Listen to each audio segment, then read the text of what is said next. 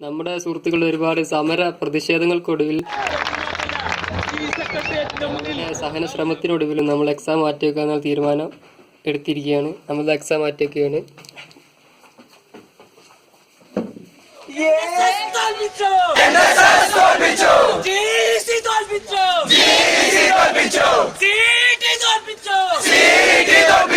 വിദ്യാർത്ഥി